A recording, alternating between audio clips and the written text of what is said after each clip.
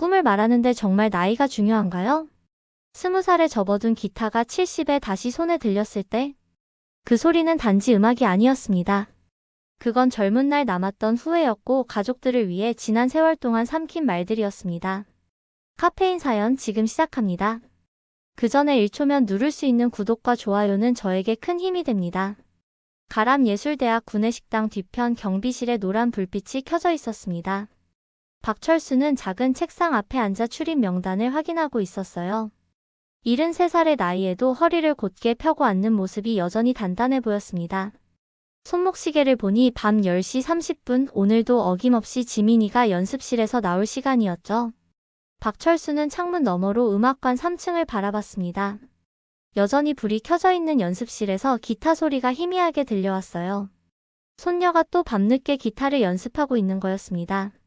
박철수의 미간이 살짝 찌푸려졌어요. 22살이면 이제 정신을 차려야 할 나이인데 언제까지 그런 허황한 꿈만 쫓아다닐 생각인지 답답했습니다. 경비실 문이 열리며 지민이 들어왔습니다. 어깨에 기타 케이스를 메고 있는 모습이 영락없는 음대생이었어요. 지민은 할아버지를 보자 살짝 미안한 표정을 지었습니다. 할아버지 또 기다리고 계셨구나. 박철수는 대답 대신 일어나서 자리를 정리했습니다. 지민이 늦게까지 연습하면 할아버지도 덩달아 늦게 퇴근하게 되는 걸 알고 있었거든요. 하지만 박철수는 손녀에게 한마디 잔소리도 하지 않았습니다. 그저 묵묵히 가방을 들고 문을 열어줄 뿐이었어요. 두 사람은 조용히 대학 정문을 나섰습니다. 집까지는 걸어서 10분 거리였어요. 지민이 먼저 입을 열었습니다. 할아버지, 오늘 교수님이 그러시는데 제가 많이 늘었대요. 박철수는 고개를 끄덕였지만 별다른 반응을 보이지 않았습니다. 지민이 조금 더 신나는 목소리로 말을 이었어요. 다음 달에 지역 문화축제 공연도 있고요. 저희 동아리가 메인 무대에 설 수도 있대요. 이번엔 박철수가 걸음을 멈췄습니다. 손녀를 바라보는 눈빛이 심각해졌어요. 지민아, 내 할아버지. 기타가 밥 먹여주냐. 박철수의 목소리에는 쌓인 답답함이 묻어났습니다. 지민이의 표정이 순간 굳어졌어요. 할아버지는 왜 항상 그런 식으로만 말씀하세요? 그런 식이 아니라 현실을 말하는 거다. 너도 이제 22이면 정신 차려야 하지 않겠냐? 지민이는 입술을 꽉 다물었습니다. 할아버지와 이런 대화를 할 때마다 마음이 답답해졌어요. 기타 말고는 자신이 할 수 있는 게 없다는 걸 누구보다 잘 알고 있었거든요. 하지만 할아버지는 그걸 이해하려 하지 않았습니다.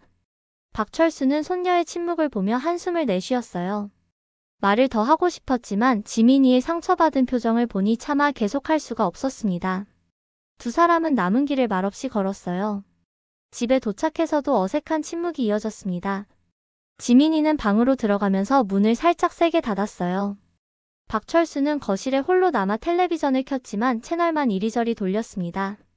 손녀와의 대화가 마음에 걸렸거든요. 지민이는 침대에 누워 천장을 바라봤습니다. 할아버지의 말이 틀린 건 아니었어요.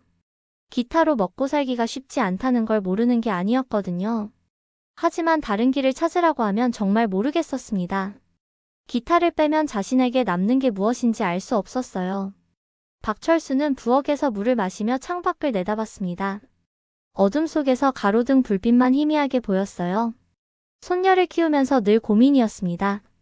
너무 엄하게 하자니 상처를 줄 것 같고 그렇다고 내버려 두자니 현실을 모르고 자랄까봐 걱정이었거든요.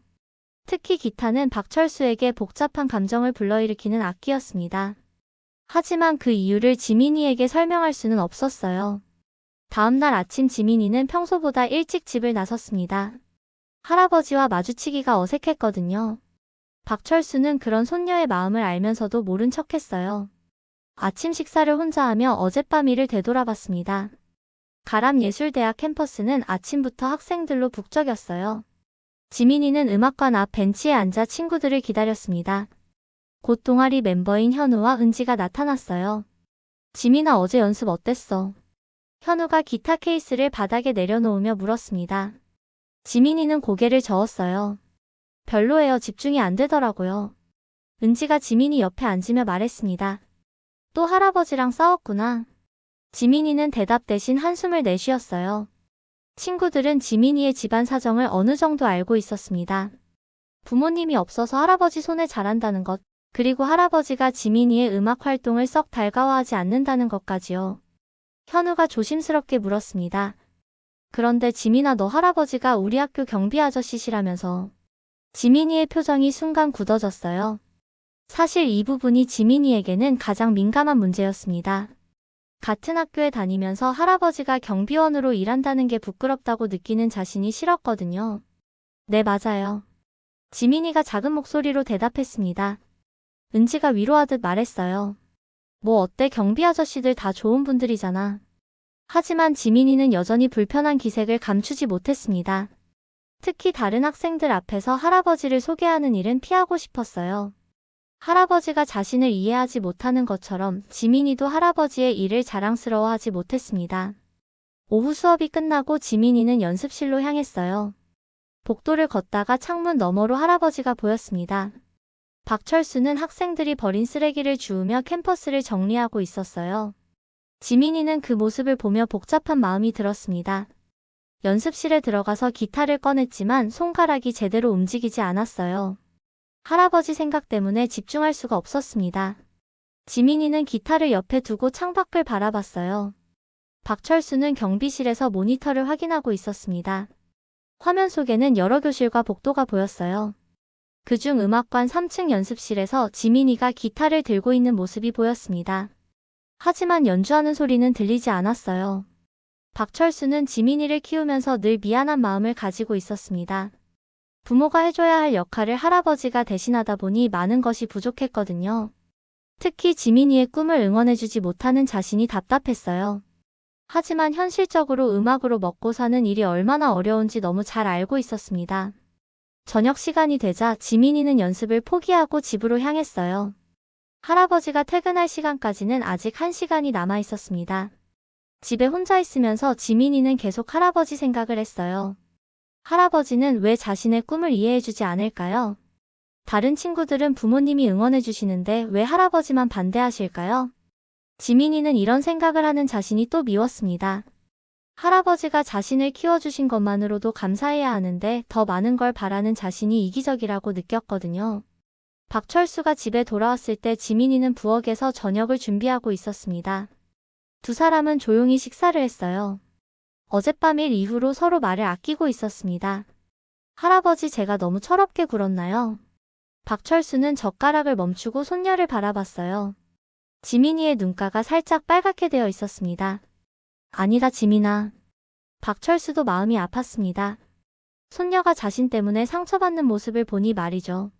할아버지도 너를 혼란스럽게 해서 미안하다. 하지만 두 사람 사이의 근본적인 문제는 여전히 해결되지 않았어요. 지민이는 기타를 포기할 수 없었고 박철수는 손녀의 미래가 걱정되었습니다. 저녁 식사 후에도 어색한 기운이 집안에 흘렀어요. 일주일 후 지민이는 동아리 회의에 참석하고 있었습니다. 지역 문화축제 공연 준비 때문에 모든 멤버가 모였어요. 동아리 회장인 석진이 앞에서 공연곡 목록을 발표했습니다. 이번 축제 메인 무대 시간이 확정됐어요. 토요일 오후 4시부터 1시간 동안입니다. 멤버들 사이에서 작은 환호성이 터져나왔어요. 지역 문화축제라고 해도 메인 무대에 서는 건 꽤 의미 있는 일이었거든요. 지민이도 설레는 마음을 감출 수 없었습니다. 현우가 손을 들며 물었어요. 관객 규모는 어느 정도 될까요? 석진이 자료를 확인하며 대답했습니다. 작년 기준으로 300명 정도였다고 하네요. 올해는 더 많을 수도 있고요. 지민이는 가슴이 두근거렸어요. 300명 앞에서 연주한다는 건 처음 있는 일이었거든요. 동시에 할아버지 생각도 났습니다.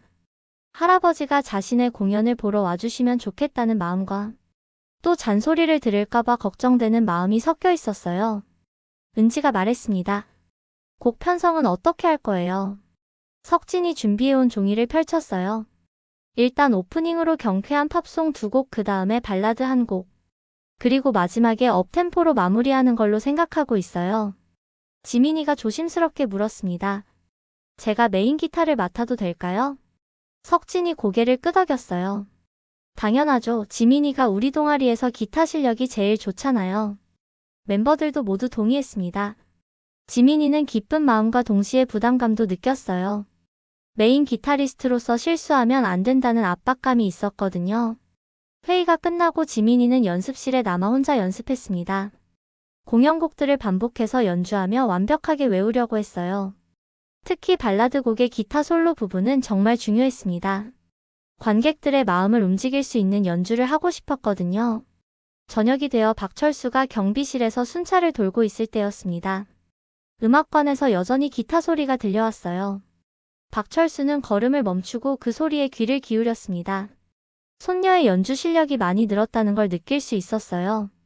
박철수 자신도 젊은 시절 기타를 연주했던 적이 있었습니다.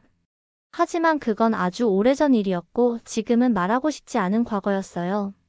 손녀의 기타 소리를 들으면 자꾸만 그때 생각이 났습니다. 그래서 더욱 지민이의 음악 활동이 걱정스러웠어요. 며칠 후 동아리는 본격적인 합주 연습에 들어갔습니다. 축제까지 이제 일주일밖에 남지 않았거든요. 연습실에서는 매일 저녁 늦게까지 연주 소리가 울려 퍼졌어요. 지민이는 점점 연주에 몰입하고 있었습니다. 기타를 연주할 때만큼은 모든 걱정을 잊을 수 있었거든요. 할아버지와의 갈등도 미래에 대한 불안감도 기타 선율 속에서 사라졌어요. 박철수는 매일 밤 손녀를 기다리며 복잡한 마음으로 지냈습니다. 지민이가 행복해하는 모습을 보면 기쁘면서도 한편으로는 걱정이 컸어요. 음악이라는 게 꿈만으로는 살 수 없는 현실이라는 걸 너무 잘 알고 있었거든요. 축제 전날 밤 지민이는 할아버지에게 공연 이야기를 꺼냈습니다. 할아버지, 내일 문화축제 공연이 있어요. 박철수는 텔레비전을 보던 시선을 손녀에게 돌렸어요. 그래. 시간 되시면 보러 와주세요. 박철수는 잠시 말이 없었습니다. 지민이는 조마조마한 마음으로 할아버지의 대답을 기다렸어요. 내일 근무가 있어서 어려울 것 같다. 지민이의 표정이 순간 어두워졌습니다.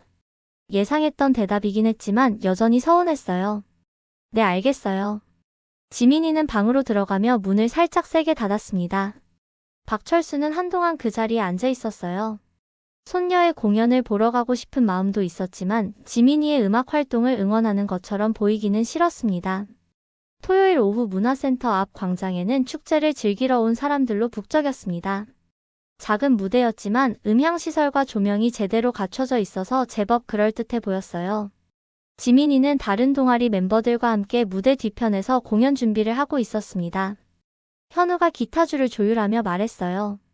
긴장된다. 관객이 생각보다 많네? 무대 앞에는 정말 많은 사람들이 모여 있었습니다. 가족 단위로 온 사람들부터 연인들 그리고 동네 어르신들까지 다양한 연령층이 축제를 즐기고 있었어요. 은지가 지민이에게 물었습니다. 지민아, 할아버지 안 오셨어. 지민이는 고개를 저었어요. 근무 때문에 못 오신대요. 사실 지민이는 공연 시작 전까지도 할아버지가 나타나기를 기대하고 있었습니다. 하지만 관객석 어디에서도 할아버지의 모습은 보이지 않았어요. 드디어 공연이 시작됐습니다. 첫 번째 곡은 경쾌한 팝송이었어요. 지민이의 기타 연주에 맞춰 다른 멤버들도 신나게 연주했습니다. 관객들이 박수를 치며 호응해 주었어요. 두 번째 곡도 무사히 마쳤습니다. 관객들의 반응이 좋아서 멤버들의 자신감도 높아졌어요. 이제 세 번째 곡인 발라드 차례였습니다. 이 곡에서 지민이의 기타 솔로가 나올 예정이었어요. 석진이 마이크를 잡고 말했습니다. 다음 곡은 조금 잔잔한 발라드입니다. 편안하게 들어주세요. 노래가 시작되고 지민이는 부드러운 기타 반주를 연주했어요. 은지의 목소리가 마이크를 타고 광장에 울려 퍼졌습니다. 관객들도 조용히 음악에 빠져들고 있었어요. 곡의 중간 부분에서 지민이의 솔로 타임이 시작됐습니다. 지민이는 눈을 감고 깊이 집중했어요. 기타 선율이 마음속 깊은 곳에서 우러나오는 것처럼 연주했습니다. 그런데 갑자기 기타 줄이 끊어지는 소리가 났어요. 첫 번째 줄이 튕기면서 지민이의 손가락을 스쳤습니다. 지민이는 당황했지만 빠르게 다른 줄로 멜로디를 이어갔어요.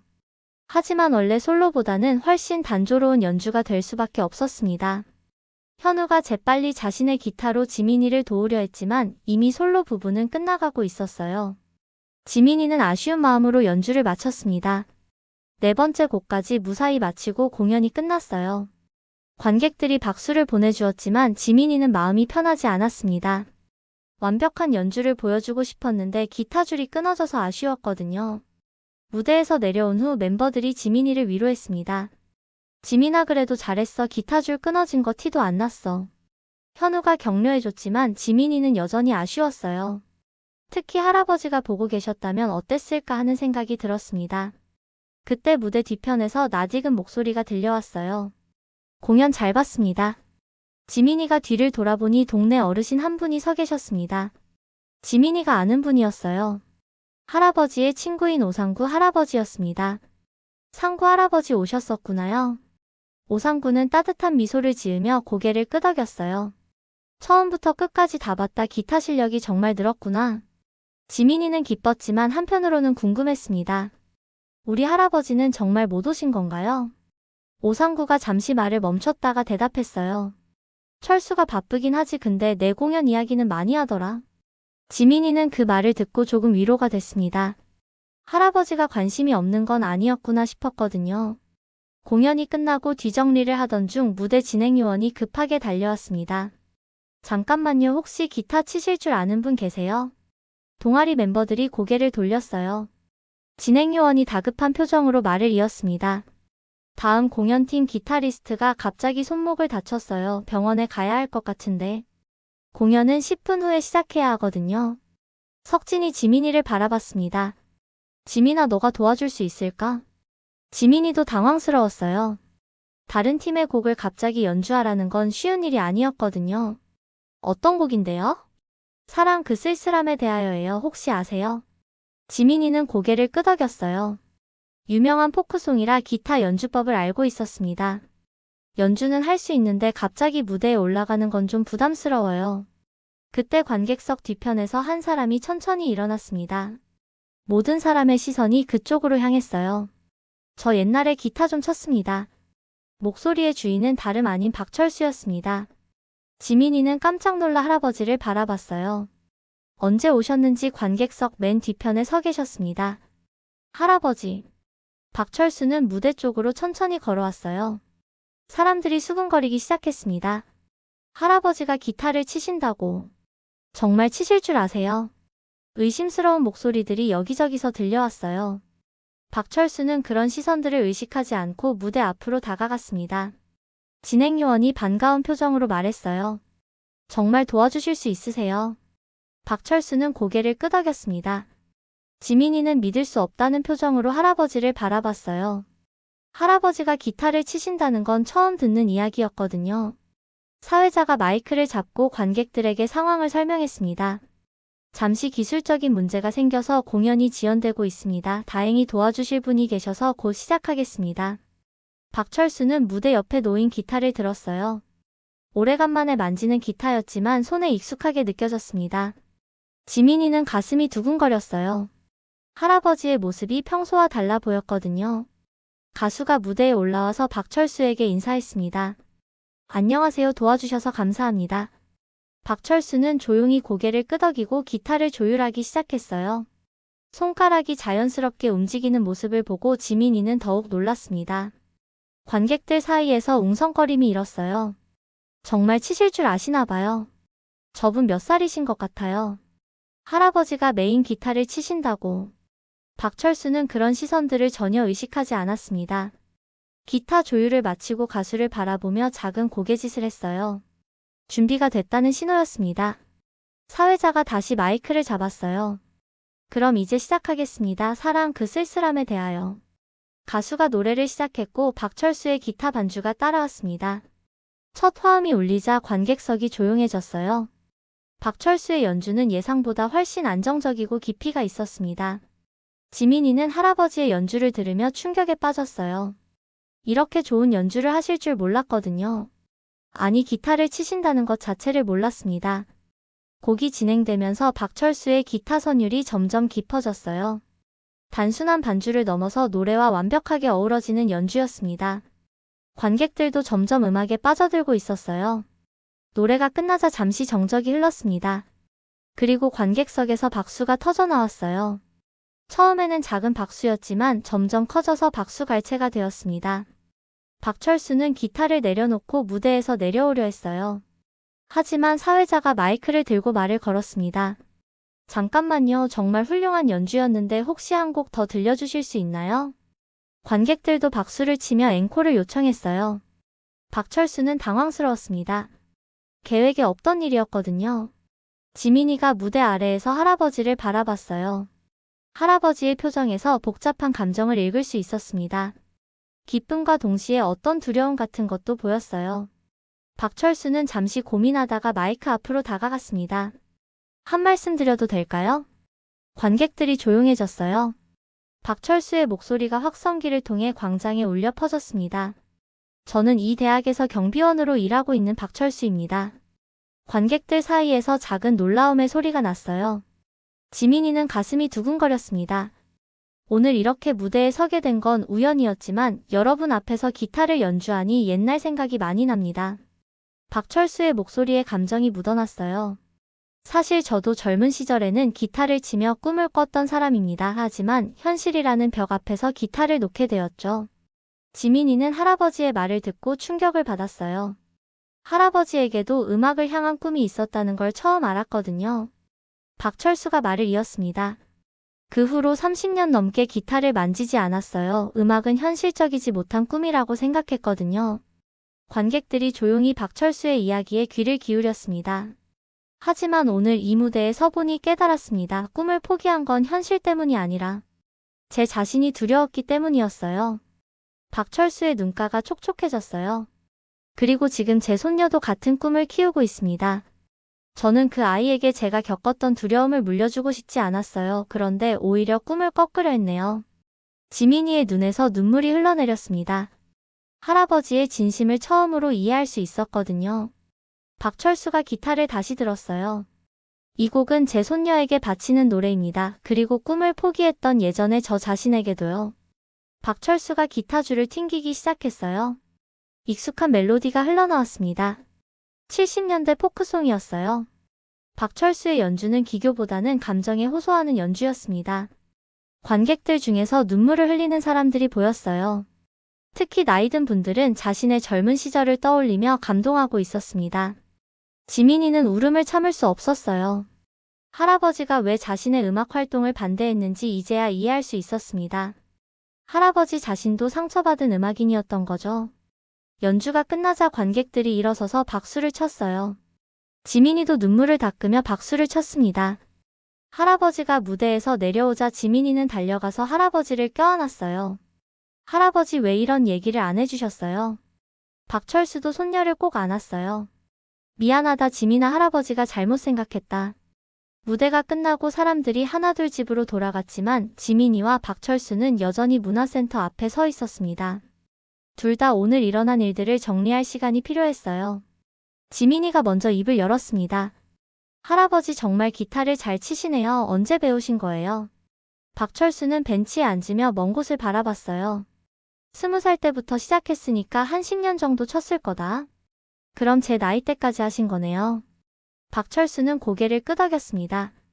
지민이는 할아버지 옆에 앉으며 더 자세한 이야기를 듣고 싶어 했어요. 왜 그만두셨어요? 박철수는 한참을 말없이 있다가 천천히 입을 열었습니다. 그때는 민주화 운동이 한창이었어. 나도 대학생들과 어울리면서 기타로 저항 노래를 부르곤 했지. 지민이는 처음 듣는 할아버지의 젊은 시절 이야기에 집중했어요. 그런데 어느 날 시위에 참가했다가 경찰서에 끌려갔다. 그 후로 취업이 막혔어. 기타를 치던 카페도 문을 닫았고. 박철수의 목소리에 쓸쓸함이 묻어났습니다. 그때 내 할머니가 임신 중이었거든. 돈을 벌어야 했는데 기타로는 아무것도 할 수 없었어. 지민이는 할아버지의 손을 바라봤어요. 굵은 손가락이지만 기타를 연주할 때는 섬세하게 움직였던 그 손이었습니다. 그래서 기타를 팔고 공장에 들어갔다. 그 후로는 한 번도 기타를 만지지 않았어. 할아버지는 그래서 제가 기타하는 걸 반대하신 거군요. 박철수는 손녀를 바라봤어요. 네가 나처럼 좌절하는 걸 보고 싶지 않았어. 특히 요즘 같은 세상에서 음악만으로 먹고 살기가 얼마나 어려운데. 지민이는 할아버지의 마음을 이해할 수 있었습니다. 하지만 동시에 자신의 마음도 전해주고 싶었어요. 할아버지, 저는 할아버지와 다를 수도 있어요. 시대도 바뀌었고요. 박철수는 지민이의 말을 듣고 생각에 잠겼습니다. 그리고 설령 실패한다고 해도 도전해보고 싶어요. 할아버지처럼 평생 후회하며 살고 싶지는 않거든요. 박철수는 손녀의 말에 가슴이 아팠어요. 하지만 그 말이 틀리지 않다는 것도 알고 있었습니다. 오상구 할아버지가 멀리서 걸어오고 있었어요. 그는 박철수의 연주를 처음부터 끝까지 지켜봤습니다. 철수야, 정말 오랜만에 내 기타 소리 들었다. 오상구가 다가와서 말했어요. 상구야, 넌 어떻게 여기에?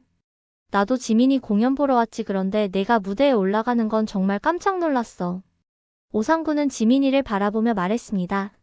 지민아, 너 할아버지가 젊을 때 얼마나 유명했는지 아냐? 지민이가 고개를 저었어요. 우리 동네에서 기타 치는 사람 중에 내 할아버지만큼 잘 치는 사람 없었어. 여자들이 줄을 섰지. 박철수가 민망해하며 말렸어요. 상구야, 그런 옛날 얘기 하지 마. 하지만 오상구는 계속 말을 이었습니다. 정말이야, 내 할아버지는 그때 우리 동네 스타였어. 기타만 들면 사람들이 다 모여들었지. 지민이는 믿을 수 없다는 표정으로 할아버지를 바라봤어요. 정말요, 할아버지? 박철수는 부끄러워하며 고개를 돌렸습니다. 그 때문에 더 아팠을 거야, 음악을 그만둔 게. 오상구의 말에 지민이는 할아버지의 마음을 더 깊이 이해할 수 있었어요. 그날 밤 집에 돌아온 박철수와 지민이는 오랜만에 마음 편히 대화를 나눴습니다. 할아버지의 젊은 시절 이야기며 지민이의 꿈에 대한 이야기까지 모든 것을 털어놓았어요. 지민이가 궁금해하며 물었습니다. 할아버지 기타 어디 뒀어요? 박철수는 잠시 망설이다가 일어났어요. 다락방에 있을 거다. 박철수는 다락방으로 올라가서 한참을 뒤졌습니다. 먼지가 쌓인 상자들 사이에서 낡은 기타 케이스를 찾았어요. 30년 넘게 손대지 않았던 기타였습니다. 기타 케이스를 열자 낡았지만 여전히 견고한 통기타가 나타났어요. 박철수는 그 기타를 보며 복잡한 마음이 들었습니다. 지민이에게 기타를 보여주니 지민이가 눈을 반짝였어요. 와, 정말 멋있어요. 빈티지하고. 박철수가 기타를 지민이에게 건넸습니다. 네가 가져라. 정말요, 저한테 주시는 거예요. 박철수는 고개를 끄덕였어요. 대신 조건이 있다. 지민이가 긴장하며 할아버지를 바라봤습니다. 음악을 하되 현실도 놓지 마라. 공부도 소홀히 하지 말고. 지민이는 밝게 웃으며 대답했어요. 네, 약속해요, 할아버지. 그리고 또 하나. 뭐예요? 가끔 할아버지랑 같이 연주하자. 지민이는 깜짝 놀랐어요. 할아버지가 다시 기타를 치시겠다는 뜻이었거든요. 정말요, 할아버지도 다시 기타 하실 거예요. 박철수는 수줍게 웃었습니다. 늙어서 배우면 늦나? 전혀요, 저보다 훨씬 잘 치시는데요? 며칠 후 박철수는 동네 마을회관에 문의를 했어요. 기타 교실을 열 수 있는지 알아보려는 것이었습니다. 마을회관 관장은 흔쾌히 허락해줬어요. 어르신들을 위한 취미 활동이 필요했는데 잘 됐네요. 박철수는 지민이와 함께 기타 교실 준비를 했습니다. 지민이는 유튜브에 할아버지와 손녀의 기타 이야기라는 제목으로 영상을 올렸어요. 문화축제에서 있었던 일과 할아버지의 기타 교실 소식을 알리는 내용이었습니다. 영상은 생각보다 많은 사람들의 관심을 받았어요. 특히 중년층과 노년층의 반응이 뜨거웠습니다. 댓글에는 감동적인 메시지들이 가득했어요. 우리 아버지 같은 얘기네요. 저도 젊을 때 기타 쳤는데 오랜만에 다시 해보고 싶어졌어요. 할아버지와 손녀가 함께하는 모습이 너무 보기 좋네요. 기타 교실 첫날 마을회관에는 예상보다 많은 어르신들이 모였습니다. 모두 기타를 배우고 싶어하는 분들이었어요. 박철수는 처음엔 어색해했지만 금세 자연스러워졌습니다. 기타를 가르치는 일이 즐거웠거든요. 지민이도 할아버지를 도우며 어르신들께 기타를 가르쳤어요. 젊은 선생님과 나이 든 선생님이 함께하니 학생들도 더 재미있어 했습니다. 수업이 끝난 후 한 어르신이 박철수에게 말했어요. 선생님 덕분에 오랫동안 잊고 있던 꿈을 다시 생각하게 됐네요. 박철수는 그 말을 듣고 뿌듯했습니다. 자신도 꿈을 되찾았지만 다른 사람들에게도 희망을 줄 수 있다는 게 기뻤거든요. 저녁에 집으로 돌아가는 길에 지민이가 할아버지에게 말했습니다. 할아버지, 오늘 정말 보기 좋았어요. 박철수도 만족스러운 표정을 지었어요. 나도 오랜만에 보람찬 하루였다. 그날 밤 박철수와 지민이는 거실에서 함께 기타를 연주했습니다. 할아버지의 베이스 연주에 지민이의 멜로디가 어우러져 아름다운 하모니를 만들어냈어요. 창밖으로는 별이 총총히 빛나고 있었습니다. 두 사람은 음악 속에서 진짜 가족이 된 것처럼 느꼈어요. 나이 차이도 세대 차이도 기타 선율 앞에서는 아무것도 아니었습니다. 지민이의 유튜브 채널 구독자는 계속 늘어났고 박철수의 기타 교실도 입소문을 타며 유명해졌어요. 두 사람은 각자의 꿈을 포기하지 않으면서도 현실과 조화를 이루며 살아가고 있었습니다. 무엇보다 서로를 이해하게 된 할아버지와 손녀의 관계가 가장 큰 변화였어요. 음악이 두 사람을 이어주는 다리가 되어준 것입니다.